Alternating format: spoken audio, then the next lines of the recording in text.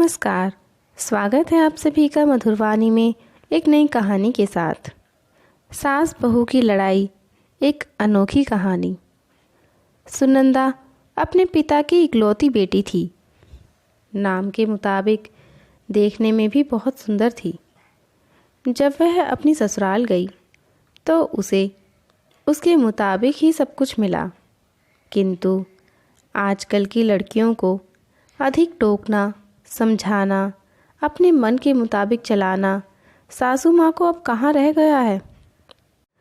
इस कहानी के मुताबिक सुनंदा की सास सुनंदा को हमेशा समझाती, बहू ऐसा करो, ऐसा ना करो।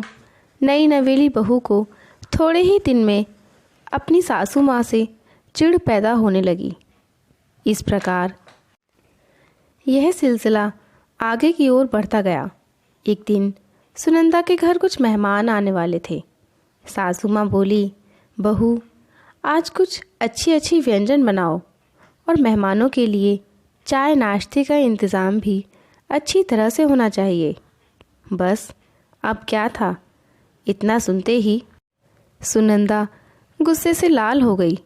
उसने जल भुनकर उस दिन तो काम कर दिया, लेकिन उस दिन के बाद सुनंदा ने चाल चलना शुरू किया। सास जैसा कहती वह ठीक उसकी विपरीत करती थी। सास ने भी पुरानी कहावत के मुताबिक बहू को उसके माता पिता को गाली देना, उसे कोसना और बड़बड़ाना शुरू कर दिया। दोनों सास बहू में आनाकानी हमेशा चलती रहती थी। एक दिन सुनंदा अपने पिता के घर रोती पीटती पहुंच गई।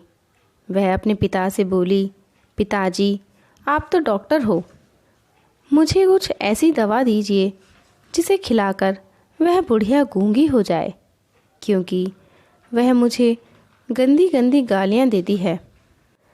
इस पर पिताजी कुछ सोचते हुए बोले, बेटी मेरे पास एक ऐसी दवा है, लेकिन यह कड़वी है, वो आसानी से नहीं खाएगी। इसीलिए मैंने एक युक्ति सोची है।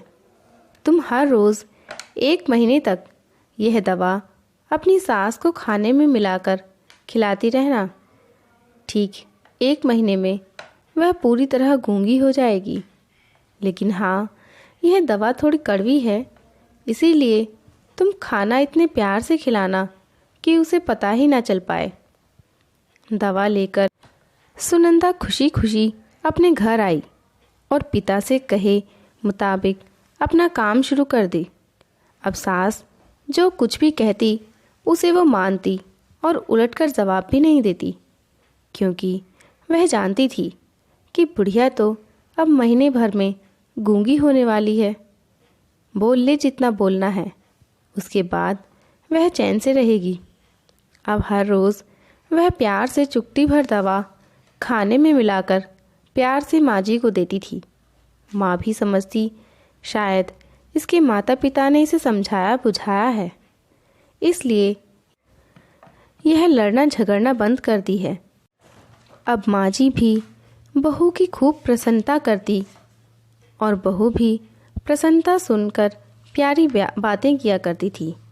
इस प्रकार महीना आते आते दोनों सास बहू में इतना प्यार बढ़ गया कि बहू अपनी सास की आवाज़ को खोना नहीं चाहती थी।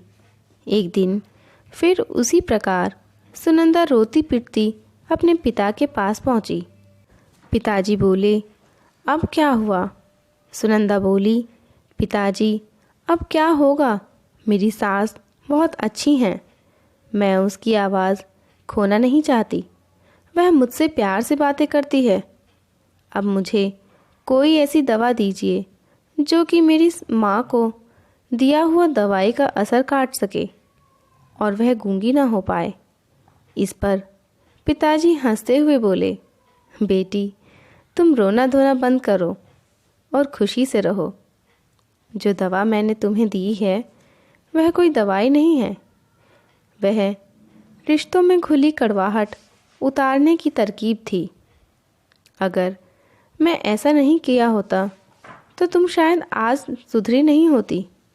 बेटी इसी प्रकार यदि तुम अपनी सास के साथ अच्छे से रहोगी तो वह भी तुम्हें अपनी बेटी के समान प्यार करेगी। अब सुनंदा को सारी बातें समझ में आ गई थीं। उसे अपनी गलती का एहसास भी हो गया था। वह वापस अपने ससुराल चली आई। इसके बाद दोनों सास बहू प्यार से रहने लगीं। उनके बीच स्नेह और अपनापन का भाव आ गया और घर खुशियों से भर गया। तो आशा करती हूँ आपको ये कहानी ज़रूर पसंद आई होगी। हमारी वीडियो को लाइक और चैनल को सब्सक्राइब किए बिना जाइएगा नहीं। मिलते हैं एक नई कहानी के साथ। तब तक के लिए धन्यवाद।